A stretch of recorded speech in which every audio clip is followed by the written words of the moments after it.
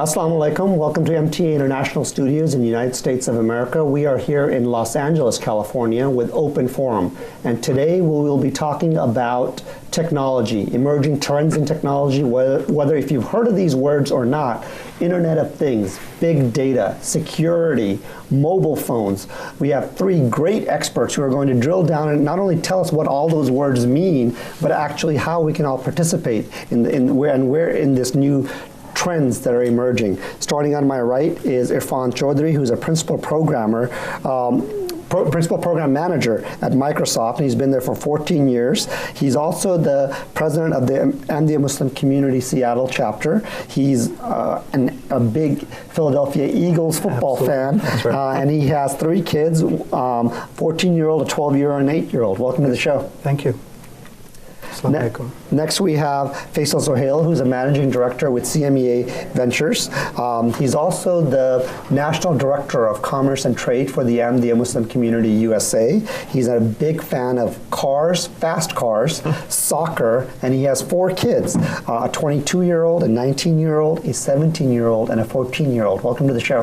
Thank you very much, and Assalamu alaikum. Walaikum salam.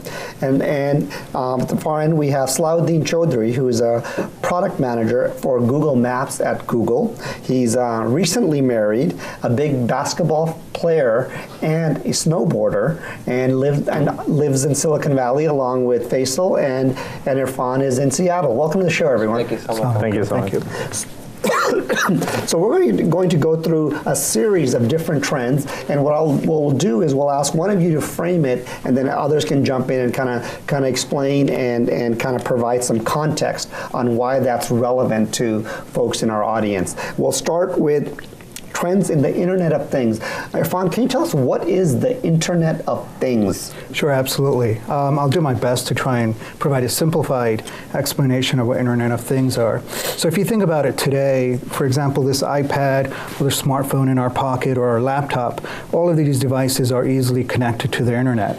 The idea behind the Internet of Things are to take the other everyday objects that we use throughout our lives, whether it's the thermostat in our house, the toaster, it could be an electric socket, and connect those to the Internet so those can also be managed and monitored, and we can control them remotely. So basically that's what the Internet of Things is all about. So what is a wearable in Internet of Things? I can wear technology? So yeah, wearable is anything that goes on your body. It could be a fitness band, to actual clothing that has sensors built in there that could be measuring your heart rate and your perspiration and your activity level and so on and so forth. So anything you can actually attach to your body. And why do I want to do this? So you can actually monitor your biorhythms, you can monitor your health, you can monitor your state of different organs, and it mostly health related. At this stage. That's great. And then I know Google has some products in the Internet of Things as well. Can you give an example? Thermostats, I heard, are now connected to the Internet? So Google actually recently bought a company called Nest, which makes the world's leading thermostat, which is in the category of Internet of Things, although that company doesn't like that term, I think, precisely. But why would I want my thermostat connected to the Internet? So I think actually there's a lot of opportunity there. So if you think about energy use, right, there's 2 ways to attack the energy problem. One is you try to innovate in the energy supply by innovating on solar panels or inventing maybe a better oil production system. But if you could actually consume the energy more efficiently, that's just as impactful. So imagine if your thermostat could monitor when no one's in the home. All of a sudden, you never use energy when no one's there anymore. Imagine your thermostat could learn using data from all the connected thermostats around the world. Well, this is the most efficient mechanism to raise the temperature and lower the temperature. So I think the thermostat is just the beginning of... This is happening today? It's happening today. So the Nest thermostat, I think their data indicates it can improve energy consumption by 15% by using it. This is why in countries like Ireland, the electrical commission is actually providing Nest thermostats to citizens to conserve energy. So I think that there's huge potential in connecting a variety of devices around the home and using them not only with a better consumer experience, but also using energy more efficiently. What else can I be connected to the internet in my home? Well, I mean, there were a couple of examples of the wearables, and Vasil started to get into about the benefits of that from a health perspective. Now, I was, just think about a diabetic patient. And so, for example, they're having to take their blood sugar monitor levels every 4 hours or right before a meal or right after a meal.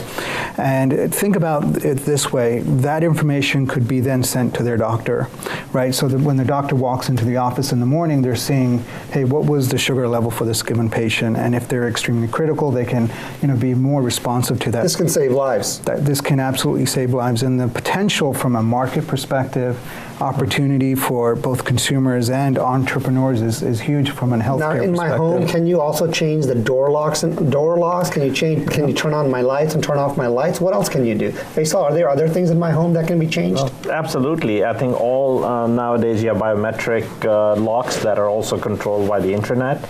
So you can have your coffee maker turn on at prescribed time through the internet. I could be sitting in Tokyo and watching on a webcam in my house, what my dog is doing on the internet. So all these different products, whether it's a webcam or whether it's a coffee maker or a toaster, they're all Internet of Things devices. They're all connected to the web. And what does a person look like in terms of their training to be able to participate in this Internet of Things economy? Do they have to be a computer science major? Well, I think as a user, these things are very easy to utilize because they really are consumer devices. Mm. And in terms of an inventor, in terms of a technology entrepreneur, a lot of the base technology on these things is all already created. So it's more about, as an entrepreneur, coming up with ideas that open up new markets. So if you have an idea of solving a problem that somebody has, you can create something very easily because the entire hardware, software stack is available. So it's not. And give me an example of people you would that Google hires or Microsoft hires in order to achieve these, opening up new markets, as Faisal said. So I think it's actually very multidisciplinary. So traditionally, the internet and software has been about hiring computer scientists, people who can program. But if you want to produce a device like the Nest thermostat, you need to not only understand internet services, you need to understand embedded software, you need to understand mechanical engineering to actually design the device, you need to understand user interface to make it usable by people. What is a user interface? User interface, for example, like how the user actually interacts with the device and make it friendly and easy to understand. So I think there are a variety of ways to participate in this from a career perspective. Irfan? I mean, one other perspective here is that, not only do you have to have a multidisciplinary team that's involved in creating these products, but you do need to take a look at it from, say, for example, again, going back to the healthcare example, compliance, right? That's extremely sensitive information that you're sending back to the doctor's office. And you have rules, policies in our country such as HIPAA, right? What is HIPAA? Basically, it's a set of compliance act from a federal government level that this is how someone's personal health care record information is supposed to be stored and treated by the provider. And so lots of people can participate in the internet. At the end of the day, a lot of people can, you bring in a business perspective, a medical perspective. So bottom line is, depending on which vertical you're going after, you're going to have to bring in a lot of different perspectives. Vertical? Yeah. So, for example, we talked about the healthcare, but there could be automotive as another Internet of Things where you're talking about connected cars. So you need individuals who really understand the automotive industry, for example. Great. So let's transition, Faisal, to smart machines. Are machines taking over the world? What does smart machines mean? So a little perspective. So first machine age, a couple of 100 years ago with a steam engine really replaced the human muscle. And that really is what brought us to the age today where the society grew from a couple of 500 million people to 7 billion people. And now we are, I would say, in the middle of the second machine age where the computers are actually really starting to think. They're really becoming cognitive devices. They can not just do a task that they're given, but they can actually think and they can actually make decisions. And some of the examples of those things are driverless cars, for example, that can actually navigate and they know what's going on and make decisions. You can think about robots that can actually clean surfaces or do surgeries and so on and so forth. So you're starting to enter what I call the second machine age, where you can actually have machines that are not just task oriented, but they can actually think and do things that a human being is capable of doing. So Faisal mentioned cars. Google is working on cars. I mean, lots of car companies are starting to. Will we have a car without a steering wheel? We actually have it today. Actually, Google just announced just about a week ago that they have a fully productionized version of a car that can drive autonomously through the streets of Mountain View. It's not on the market. It's not on the market yet, but basically it works by an application of big data. So Google has developed a system that can take in all the sensors that you might see as a human, vision, audio, by attaching cameras all around the car, takes in that data, understands the environment, and the car knows when to stop, when to speed up, understands lights, understands routes via the technology we built for Google Maps. Is there a camera in the car that sees all this? There are multiple cameras in the car. There's actually a laser that gives the car a 360-degree view that's on top of the car. And then there's multiple cameras, not your traditional camera you might think an iPhone, but multiple cameras around the car to understand the environment. These are very expensive cameras, I take it. Not as expensive as you think, actually, but they're definitely more expensive than you might find in an iPhone. But yeah, so the driverless car today, Google's driven over 100,000 miles without a single incident caused by the computer. So Faisal, there seems like we have a driverless car, at least in Mountain View, California. Right. Are elements of these things in cars today that can help prevent accidents and do various things? Absolutely. Actually, new car that I just bought for my wife actually starts to put on the brakes and starts beeping and everything else if anybody gets close to her in any direction. So some of those elements are already in the cars, but there's assisting the driver. It also wakes you up. It starts beeping if you start to fall asleep, if your neck movement moves in a way that the camera detects that you may be falling asleep. So a lot of the bits and pieces of those technologies are, they can park themselves. They can actually look at a spot and back into the spot and park without hitting anything. So these elements are already in there, but what you're talking about is the frontier. That's the next, which is you don't need to drive at all. I wanted to add that automobiles is an example of the tech industry going after markets that aren't traditionally technology. So we talked about the car that stops itself using algorithms and a computer chip to understand whether there's a car in front. Uber is another example of taking on the auto industry by using your mobile phone, so you don't even need to own a car anymore. It just comes to you. It's just a really exciting trend of how technology is over the next 5 to 10 years is going to start impacting industries. So you don't even need to own a car anymore. One car can serve multiple people. I mean, Tesla, you're using electricity instead of gas. Right. What are the compliance implications of this? Should I be afraid of cars without a driver and jump out of the way? Yeah, I mean, as people were talking, as the panelists were talking about cars and health and this and that and the devices in your home, the thought that comes to my mind is security. Right, and how are we securing all of these devices, right? Just think about this. What if someone was able to access the devices in your home that you have enabled via Internet of Things, right? And so the same toasters, right? So what if someone controls your toaster, but what if they control your smartphone and your ability to, carry your credit card information? Security is a whole different area. Tell us a little bit about it. Well, I think on one hand, there's a great deal of opportunity that Internet of Things opens up, and smart devices and smart machines and machine learning. Right. But on the flip side, there's this huge void or gap we have to fill in terms of how do we secure the transactions via these devices or interacting with them. But nothing will be 100% safe. So are you saying they shouldn't be doing this until you've got it? Not quite, but it's something as consumers we all need to be cognizant of, right? We need to be aware of, okay, how safe do I feel carrying all of the sensitive information on my smartphone today? You can, a lot of we were just talking about Apple Pay, and I think Faisal, you were talking about your own experiences with Apple Pay, and is that safe? Well, so far it is, but there are great risks because you are putting all your information online. And you're putting the controls of your life online, And so security becomes not a second option. Security now becomes front and center. So what are the trends in security? I mean, we heard about a movie company was trying to put out a movie and they made fun of someone, and then before we know it, they were hacking their internets.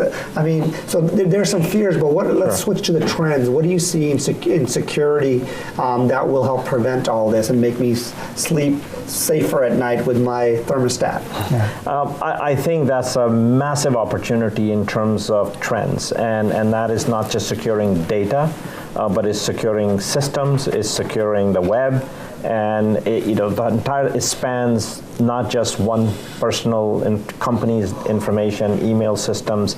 Everything we have today is moving to the web, especially as you look at Amazon Web Services and other large companies doing web services. People don't even own compute power themselves. They're putting all their data. So when I save something, where am I saving it? You're saving it more than likely in the cloud, which is sitting in some other city, state, country, secured by that company's security system. It is no longer on your hard drive in your home that you can unplug the web and know that nobody can get to.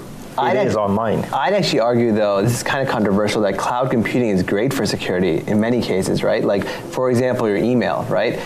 In Sony's case, the movie company you're talking about, they're managing their own email, which is actually fairly difficult to do, right? To maintain your own email system that's secure.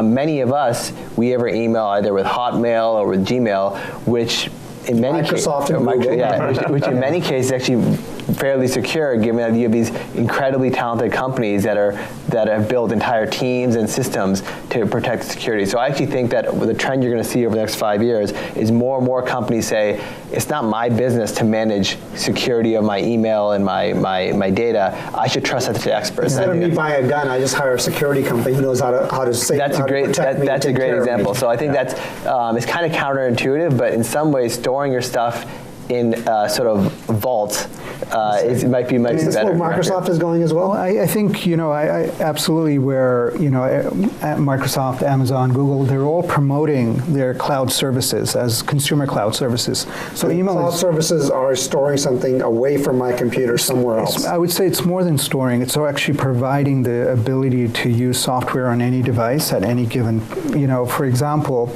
you talked about email. But word processing is another one now. Mm-hmm. You can go up and use Google Docs if you want, or you can go up and use Office 365 and your classic Microsoft Word on the cloud. And so what it does is now it takes away that tether where you were connected or had to have, say, a DVD in your machine at any given time or install software on your laptop. Now you can go to a web page and actually start creating a word document, for example, right? And so cloud services from a consumer perspective is, you have email, you have spreadsheets and Word documents and PowerPoint presentations that you can do all online and save them online. And so the idea is you can go from your iPad today, tomorrow to your iPhone and continue working on that document. Where is the world of mobile going? Is there more to be done there? I think the most interesting thing about mobile, and this is said to me by a friend of mine, is that for the first time in the tech industry, you're marketing to pretty much everyone in the world. For a long time, computers and PCs, they were something that maybe only wealthy people had, or maybe the top 10%. But for mobile, literally billions of people. We're going to have 1 billion smartphones. 1 billion people with smartphones? What's the opportunity there? Opportunity is immense in multi areas. So one of the largest opportunities that presents is advertising. As we know, advertising has been predominantly on television and radio, so on a fixed single tube, where everybody sits and watches the same ad. Now, all of a sudden, when you have 1 billion people on smartphone, each one of those 1 billion people doing something different, what they're interested in, gives you the opportunity to customize the ads and customize it for that person at that moment. So you don't put the same ad on everyone? No, you can essentially advertise to everybody exactly what they're interested in. This is where the big data, I think, is really important. What I call it our daily sort of the digital footprint. Can you explain what big data, we've mentioned it a couple of times now, what is that? I think you probably have the numbers where we're probably creating more data in a day than we did in the whole human history till about 5 years ago. One application of big data that all of us are using every day with maps is traffic analysis. So right now, if you go into Google Maps or any of these popular mapping products, Apple Maps or Bing Maps, you look at the traffic patterns, that's all coming from anonymous data being tracked from people on their cell phone. So an application of knowing where people are is you now know where traffic is. Yeah. Do you use big data as well? I mean, Microsoft, like many of the other companies, absolutely has put a lot of energy. In fact, one of the new careers that are out there are these labels of data scientists, who are basically experts on how to do the analysis of the data. So when people are thinking about careers as it relates to big data, one thing they may want to look into is what is the role of a data scientist at a company. But in addition to collecting all of this information and deriving some... Give me another example of like maps. What is other ways to collect data? What is big data? Help me understand it better. So, for example, I think predictability from a machine learning perspective, right? And weather pattern analysis is an example of big data. Wow. I mean, that's huge data. And we're talking about needing supercomputers to actually do the analysis, to do the prediction as it relates to weather patterns, for example, right? Yeah. But the thing is, at the end of the day, one of the areas that's going, that companies are looking to use the big data is for machine learning, predictability, trying to predict what the consumer needs. And so if you think about, say, for example, your Netflix queue, right? They're monitoring what movies you're watching, and then they'll come back with, some recommendations, right? Or if you're using... How are you helping humanity with big data? I mean, this all sounds like fun, but my movies, or I can get to somewhere a little faster, that's great. But are any of these technologies actually making humanity better? Are they helping the world? Is there saving lives with big data? I mean, even things like you mentioned about diabetes patients and their data getting uploaded to the doctor, and somebody's sifting through and maybe is taking hundreds of points and emerging a pattern from there. Yeah. It's not just about the big data, it's about the predictive analytics. It is about finding the needle in the haystack. What is information and what is data? So it's really finding the signal from the noise is the important part, and that's where the big data... So far we've talked about these highly technology-related things. I mean, what are the trends in, say, the financial industry? Are there trends happening in other industries as well that are changing the way we do things? There are. I mean, I think one of the trends that I'm seeing, expanding upon the mobile theme, mobile payments. We're starting to see the entire financial industry get disaggregated in terms of people using minutes as currencies in a lot of African and emerging countries where minutes are being used as currency. So essentially you use your cell phone minutes as currency, or you have things like crowdfunding where you have people funding projects all over the world from anywhere, and all of a sudden you have flow of capital. You're talking about digital currency, bitcoins. So you have new types of mechanisms coming in that will disrupt the old cash and credit card type of world that we lived in. And give me from a religious perspective, is all of this in line, or are we going in areas that we shouldn't even be touching? No, I mean, I think in terms of entrepreneurs and these new ideas and how you fund them and how do you build these enterprises, I think it's very Islamic, because most everything that we're working on is done on equity basis. So you take... What is that? What is the difference between equity versus debt? I mean, in terms of when we're creating these enterprises, instead of giving entrepreneurs loans, which they have to pay back, and if the idea fails, they still owe us money, which is very, very difficult for the economy and the entrepreneurs. We do it via equity. So essentially, what we do is we do risk sharing. So we take the capital and we marry it with talent. You mentioned Islam. Is entrepreneurship Islamic? Very much so. I mean, Islam, Prophet Muhammad was the first Muslim entrepreneur. He was a trader, he was a risk taker, and he essentially was an entrepreneur. That's amazing. And let's talk about careers. I mean, we talked about lots of trends here. We only have a few minutes left, but we talked about Internet of Things, security, smart machines, big data. I've learned a lot. How do I, sitting at home, participate in any of this? What do I need to do? Do I need to go to school? Yeah, I mean, earlier you mentioned, it's going to take teams that have disparate backgrounds, but give me some career advice on how do I participate in any of these? Maybe pick one and tell me what do I need to do to be an active participant in this trend or in this technology? Opportunities are extremely broad, from hardware engineering, electrical engineering for the wearable that you'll design, to software development, to product planning, which I'm sure Salahuddin can talk more about.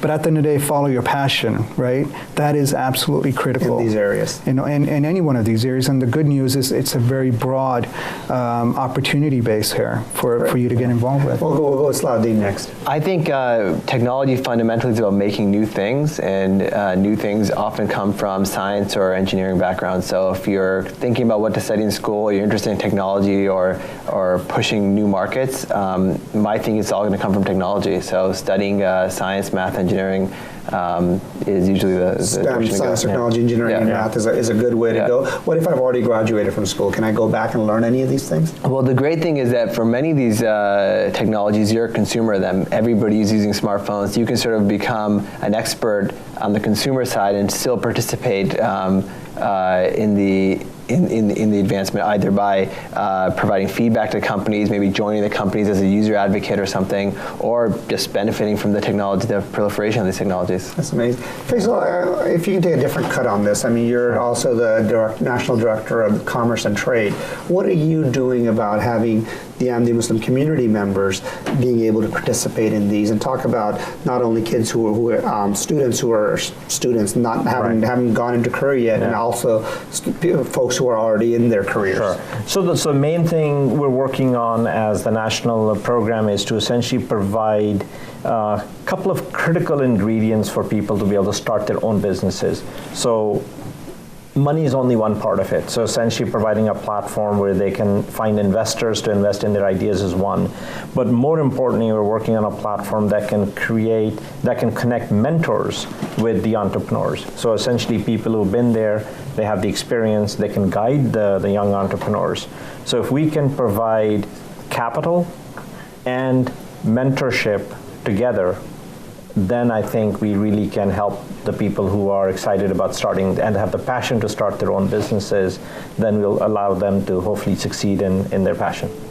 And individuals who are in their careers now, and then they see these great trends. How should they even think about this? It's a little bit of an entrepreneurship. They have to shift into a new career. I mean, big data or some of these words did not exist a few years ago. So you've all shifted towards this thinking as well. What kind of mindset does it take to kind of look at these new fields? I think there is incredible amount of information available to retrain yourself. So I think the world we live in today, the careers are, I call them, in constant beta. So that there is no career that is something you do for the rest of your life. So think about your career as in permanent beta, which means explore, learn, and follow new things that you have a passion for, and continue to do that. That's important. Other than Googling it or Binging it, are there any sites that I can go to learn about these things, learn about these new areas? Salahuddin? I think Twitter is another great resource, right? If you use Twitter, follow magazines or experts in the industry who are sharing updates in these areas. I think it's another great resource. There's a lot of free online courses available through major institutes. I think Stanford has several technical online courses. OpenCourseware, machine learning, big data.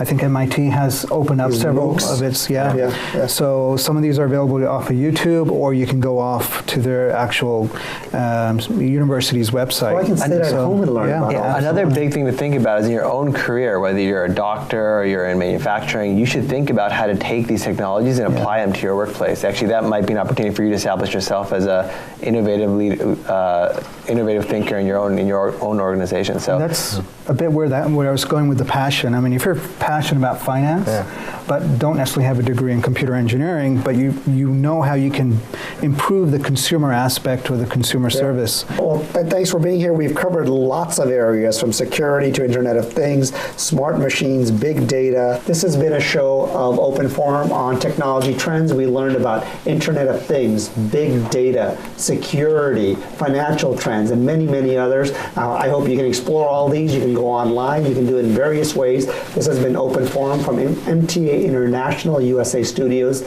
in Los Angeles, California. Assalamu alaikum.